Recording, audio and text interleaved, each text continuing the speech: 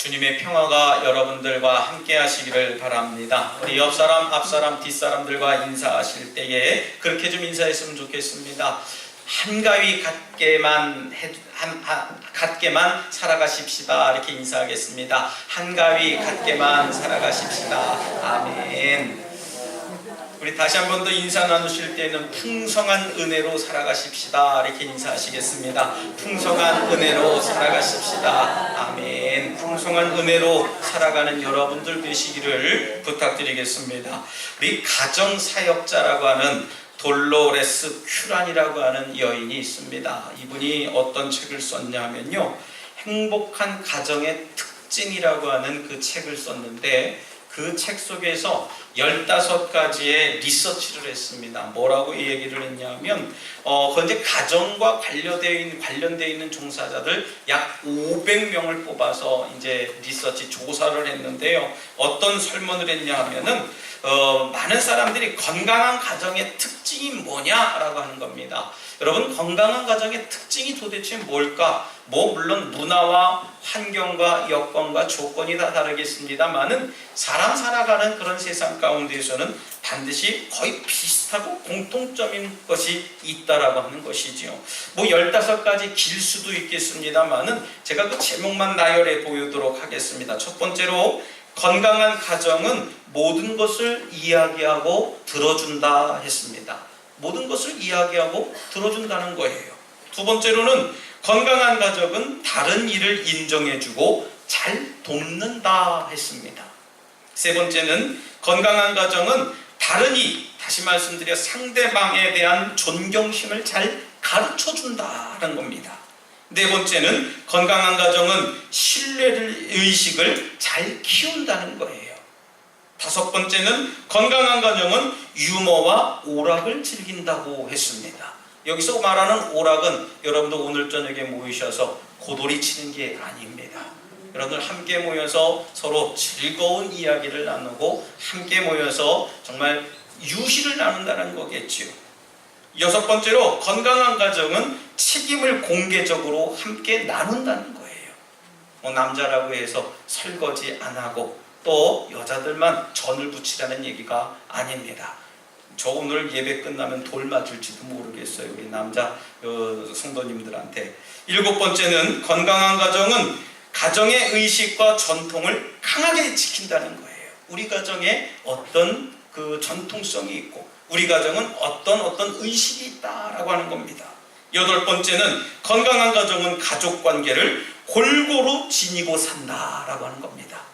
여덟 번째는, 아홉 번째는, 건강한 가정은 옳고 그름을 바르게 가르친다는 거예요. 그냥 둥구무룩하게 그냥 될 대로 되라, 그냥 그러면 그러겠지 이런 게 아니라, 이건 바른 것이다, 이건 틀린 것이다, 바르게 가르칠 수 있어야 된다는 거예요.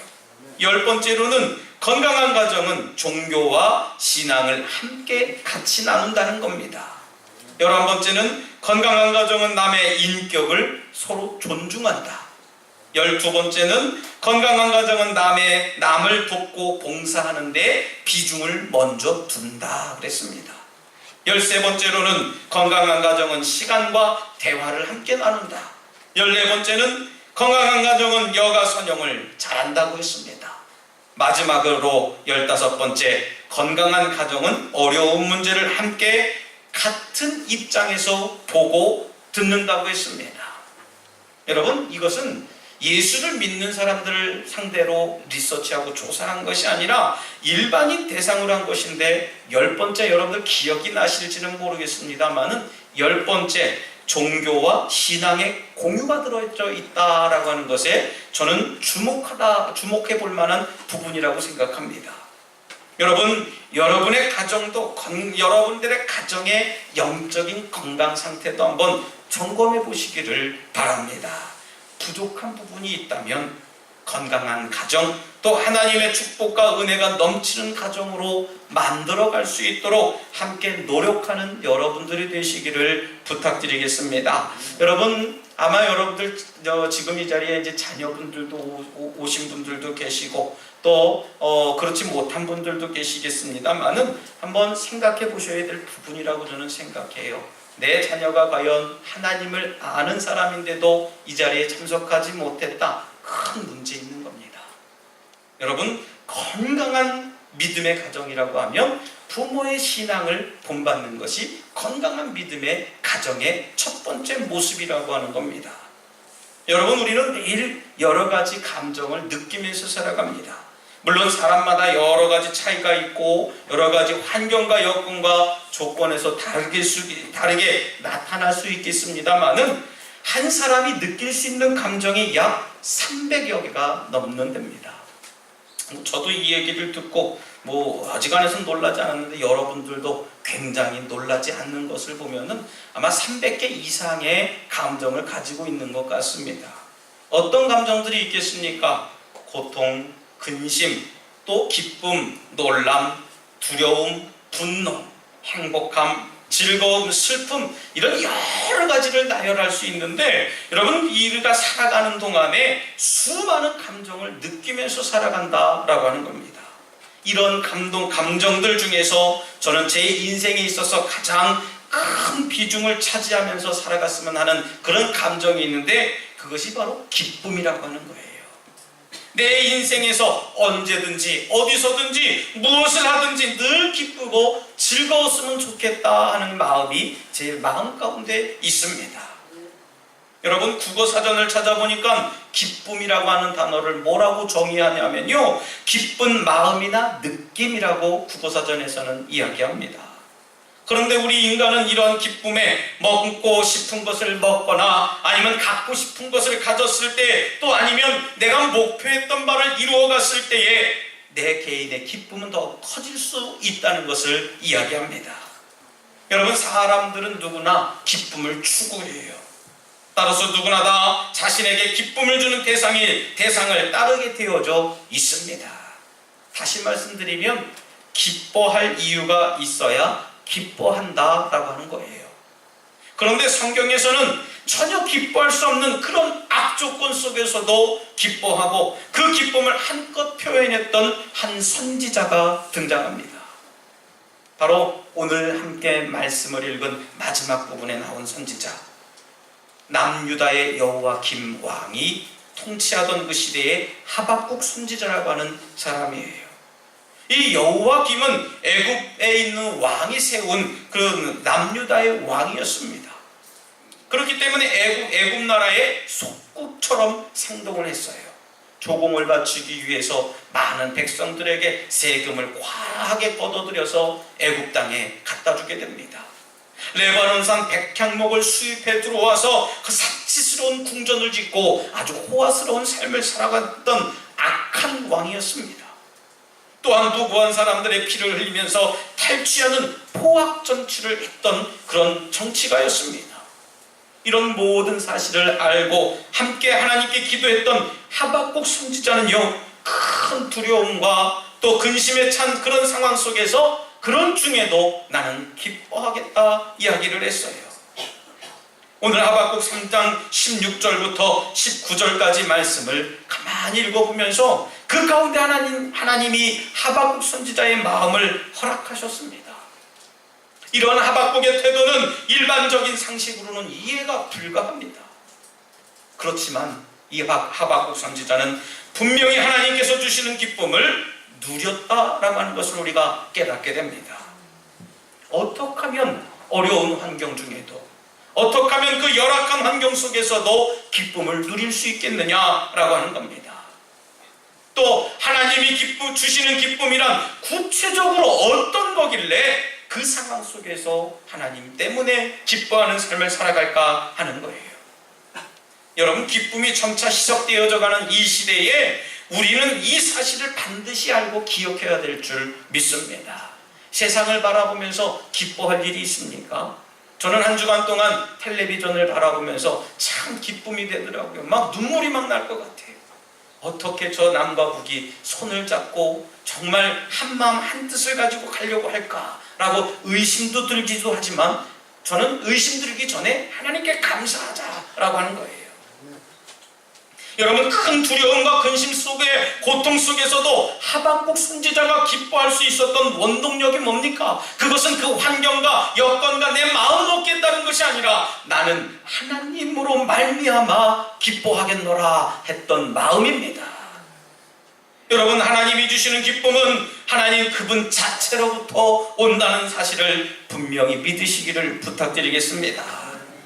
여러분, 그렇기 때문에 성경은 하나님을 기뻐하라 라고 하는 말씀을 곳곳에 선포합니다. 그런데 대부분의 사람들은 기쁨을 누리고 싶은 그 본능적인 욕구로 말미암아 종종 잘못된 쾌락을 빠지게 돼요. 기쁨이 쾌락은 아니거든요. 기쁨이 유희는 아닙니다. 기쁨과 행복은 저와 여러분들이 하나님 안에서 거하고 누려야 될 마음이라고 하는 겁니다. 단 몇 시간, 단 혹은 몇 분의 기쁨을 느끼려고 잘못된 선택을 하고 평생 후회하는 경우도 많은 사람들을 보게 됩니다. 참된 기쁨에 대해 정확하게 깨닫지 못한 채 세상적인 정의대로만 인식하면 우리 인생에서 남는 것은 후회라고 하는 겁니다.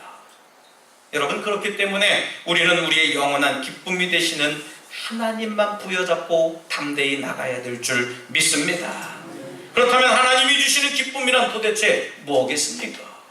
다시 말씀드리면 하나님의 기쁨은 도대체 어디로부터 오는 걸까? 또 다시 강조드리면 하나님의 기쁨은 하나님으로부터 와야 된다라고 하는 겁니다. 여러분, 우리 하나님은 기쁨의 하나님이신 줄 믿으시기 바랍니다. 우리 하나님께서 우리의 이름을 떠올리실 때에, 저와 여러분들의 얼굴을 바라보실 때에 어떤 감정을 느끼고 계실까 한번 생각해 봐야 될 부분이에요. 단순히 내가 예수님 믿으니까, 내가 단순히 예배 드렸으니까, 내가 봉사하고 헌신했으니까 하나님 기뻐하시겠지. 여러분, 그럴 수도 있겠지만 우리가 신중하게 생각해야 될 필요가 있습니다. 만약에 여러분 지금 하나님을 만났다고 가정해 보세요. 하나님께서는 지금 나의 표정을 보고, 내 얼굴을 바라보고, 내 모습을 바라보며 어떤 표정을 지으실까? 또 어떤 반응을 내게 허락하실까? 화내실까? 슬퍼하실까? 안타까워하실까? 아니면 뭔가 아쉬워하는 표정을 갖고 계실까? 아니면 기뻐하실까? 물론 경우에 따라서는 진노하실 수도 있고 슬퍼하실 수도 있습니다. 하지만 여러분, 우리를 향한 하나님의 본연의 표정은 기뻐하시는 표현인 줄 믿습니다. 그것도 보통 기뻐서 하는 것이 아니라 기뻐서 어쩔 줄 몰라 하는 그런 표정이라는 거예요. 기쁨을 감출 수 없다는 겁니다. 여러분, 우리 스바냐 3장 17절 말씀을 여러분들 기억하실 겁니다. 너의 하나님 여호와가 너희 가운데 계시니 그가 너와 함께 계시고 너로 인해서 즐거이 기뻐 부르시는도다 했습니다. 여러분, 이 스바냐 선지자의 고백이 얼마나 행복한 사실이겠습니까? 하나님께서 지금 나를 바라보시며 흐뭇하게 웃고 계실 것입니다. 하나님이 나를 바라보시며 기뻐하실 것입니다. 그것을 상상하면 나도 모르게 입가에 웃음이 번진다는 것이지요. 사랑하는 우리 독수가족 여러분, 하나님께서는 우리가 당신의 기쁨이라고 말씀하고 계십니다. 사실 조건으로 따진다면, 이 조건적으로 따진다면 하나님께서 더 손해보시는 걸 겁니다. 굳이 하나님께 순종 안 하고 늘 불만과 불평을 일삼고 불순종하는 우리 사람들을 사랑 안 해도 되거든요. 굳이 우리를 돌보실 필요가 없음에도 불구하고 우리를 바라보고 계신다는 겁니다. 그럼에도 우리 하나님은 우리를 향해 아주 많이 기뻐하시는 줄 믿습니다. 그렇다면 우리 또한 하나님을 생각할 때에 우리 기쁨의 감정을 더 우선적으로 느낄 수 있어야 되지 않을까 상상해 봅니다. 저 예배당을 들어올 때, 내가 예배에 오늘 나가야지 하면서 옷깃을 여미울 때에 여러분들 마음이 어떤 마음일까 생각해야 됩니다. 에휴, 오늘도 주일 내가 그냥 잠깐 갔다 잠깐 오지 뭐 하는 그런 마음이 아니라 정말 내가 하나님 만나려고 예배당을 찾는 거룩한 마음, 또 내가 기뻐서 오늘 내가 정말 예배 가운데 하나님을 만나겠다, 하나님을 경험하겠다는 그런 기쁨의 감정이 우선적으로 있어야 될 줄 믿습니다. 여러분, 하나님의 보좌, 하나님의 주변에 놓여져 있는 여러 가지 감정들이 뭐냐라고 하는 것을 깨달아야 돼요. 때때로 우리는 예배당에 들어오면서 엄숙함을 이야기합니다. 또 경건함을 얘기를 해요. 또는 위험 있는 재판장 분위기를 연출합니다. 여러분, 시편 16편 11절 말씀에 이야기합니다. 주님께서 내 생명의 길을 내게 보이시리니 주의 앞에는 충만한 기쁨이 있고 주의 오른쪽에는 영원한 즐거움이 있나이다 했습니다. 여러분, 우리 하나님 앞에는 늘 기쁨이 있고 충만한 즐거움이 있는 줄 믿으시기 바랍니다. 하나님은 우리 삶의 기쁨의 창조자가 되시는 분이에요. 여러분들 믿습니까? 우리 기쁨의 창조자가 되시는 분이에요. 그래서 그분 앞에는 늘 기쁨이 있고 영원한 즐거움이 있는 줄 믿으시기를 바랍니다. 여러분, 그분이 내 기쁨이 되신다면 우리는 말씀을 지켜나갈 수 있어야 돼요. 빌립보서 4장 4절 말씀에 우리는 그 말씀을 기억해야 합니다. 주 안에서 항상 기뻐하라. 내가 다시 말하노니 항상 기뻐하라 했습니다. 여러분, 하나님은 항상 기뻐하지 않으면요, 아무리 우리가 하나님을 위해서 사역한다 해도 결국은 그 사역은 내 의지가 될 수밖에 없다는 거예요. 데살로니가서 5장 16절 말씀에도 이야기합니다. 항상 기뻐하라고 했습니다. 여러분, 그 항상 기뻐하라 말씀은 그렇게 해줬으면 좋겠어, 그렇게 하든 안 하든 상관없어, 우리의 선택이 있는 게 아니에요. 항상 기뻐하라 명령하신 겁니다. 기뻐하는 삶이 되시기를 주님의 이름으로 부탁드리겠습니다. 여러분, 아무리 교회에서 중요한 직분을 갖고 열심히 섬겨도요, 내 마음에 기쁨과 즐거움이 없다면 오히려 멸망할 것이라는 말씀입니다. 여러분, 지금 이 시간 여러분들 심령 가운데 기쁨이 회복되시기를 주님의 이름으로 부탁드리겠습니다. 여러분, 때로는 세상이 주는 기쁨과 하나님이 주시는 기쁨이 일치될 때도 있어요. 그것을 우리가 이렇게 좀 분별하지 못할 때도 있겠습니다만은, 여러분, 세상에서 느끼는 기쁨이 하나님이 주시는 기쁨일 수 있다는 겁니다. 여러분, 그것이 그러나 전부가 되지 말아야 돼요. 세상의 기쁨과 하나님의 기쁨은 분명한 차이가 있습니다. 세상에서는 일정한 욕구가 충족되어져야만 기쁨이라고 이야기해요. 서두에도 말씀드렸지만 내가 배고팠을 때, 내가 뭔가 먹었을 때 기쁨과 행복이 충만하죠. 또 내가 목표했던 바를 이루어 갔을 때에, 그것을 성취했을 때의 기쁨을 얻는 기쁨도 있습니다. 하지만 하나님의 기쁨은 그런 것과 전혀 다른 기쁨입니다. 그래서 주님을 믿는다고 하는 많은 사람들이 쉽게 때때로는 지치기도 해요. 왜요? 하나님이 내 기도 안 들어주시나 보다, 하나님이 나에게 기쁨을 허락하시지 않는다라고까지 이야기합니다. 머지않아 그 믿음 때문에 쉽게 주저앉습니다. 여러분, 하나님께서 주시는 기쁨과 내가 생각하는 기쁨과는 전혀 다른 것이에요. 여러분, 하나님께서 주시는 기쁨과 세상이 주는 그 기쁨의 다른 점이 뭡니까? 하나님이 주시는 기쁨은 그 환경과 여건과 조건을 항상 뛰어넘는다는 거예요. 그러나 이 세상적인 관점으로는 도저히 기쁨을 기뻐할 수 없는 어려운 상황 속에서도 기뻐할 수 있는 것이 하나님이 주시는 참된 기쁨이라고 하는 겁니다. 하나님의 기쁨을 가진 사람들은 환난과 핍박과 심한 고통 가운데서도 기뻐할 수 있는 사람인 줄 믿으시기 바랍니다. 종종 제가 우리 친구 목사님들과 식사를 종종 하게 되면 제 친구 목사님 중에 맛집을 참 잘 찾는 친구가 있어요. 맛집을 언제나 잘 찾아서 스마트폰을 이렇게 들고, 야, 이 동네 갔으니까 검색해서 여기서 뭘 먹어야 된대 하면서 굳이 가요. 저는 그냥 아무거나 먹어도 괜찮고, 그런데 그 친구에 따라서 이렇게 갑니다. 그러면 뭐가 이렇게 불만과 불평이 많은지 몰라요. 왜요? 거기에 맛집 리스트에 나와 있는 그 그림하고 다르다는 거예요.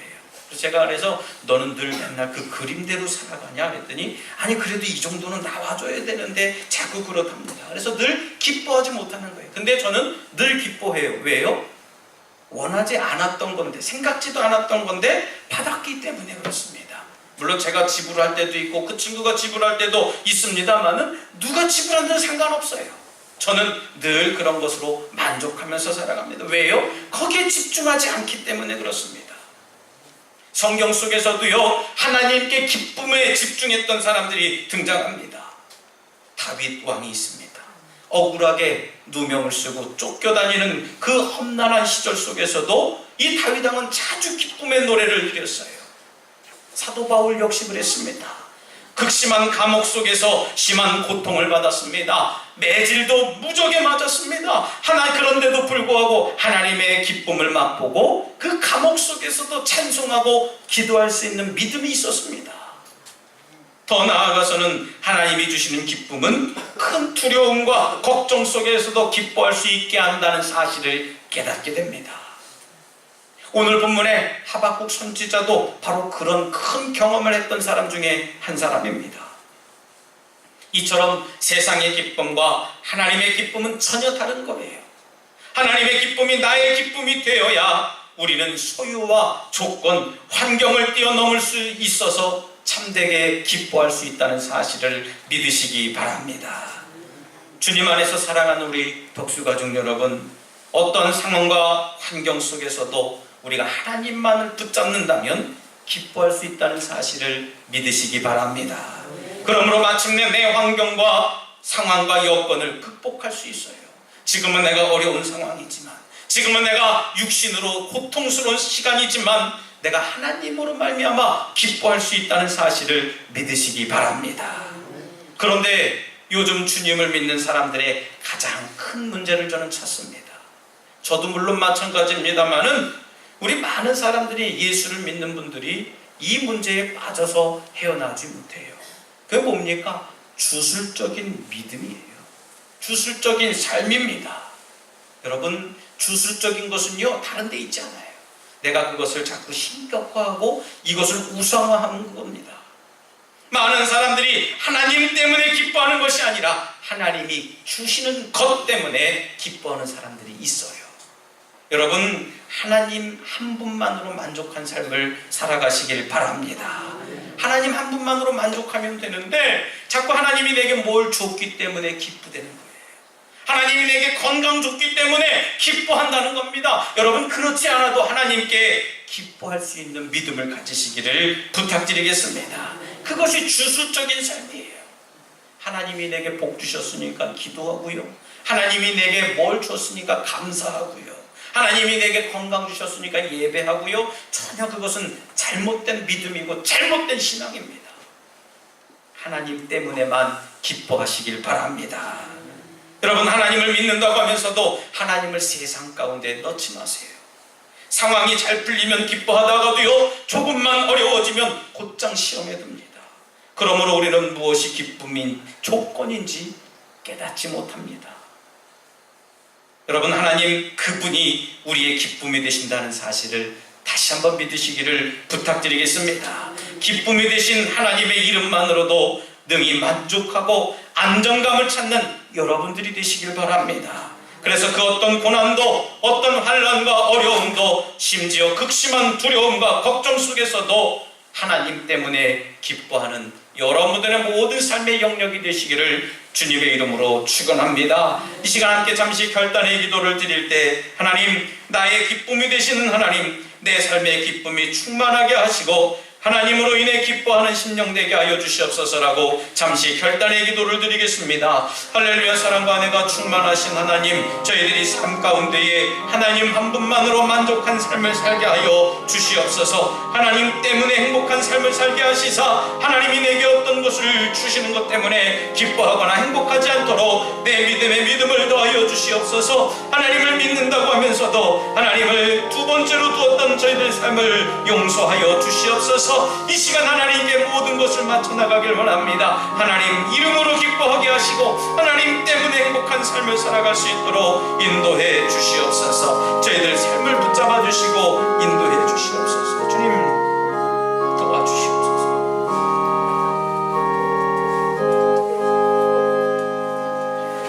하나님 감사합니다. 저희들의 기쁨이 되시고 내 삶의 영원한 기쁨이 되시는 하나님을 찬양합니다. 주 안에서 항상 기뻐하라고 말씀하셨으니 주님 안에 거하며 늘 기뻐하는 저희들이 되게 하시고, 특별히 하나님께서 주시는 것 때문이 아닌 하나님으로 인해 기뻐하는 삶이 되게 하여 주시옵소서. 예수님 이름으로 기도드리옵나이다. 아멘.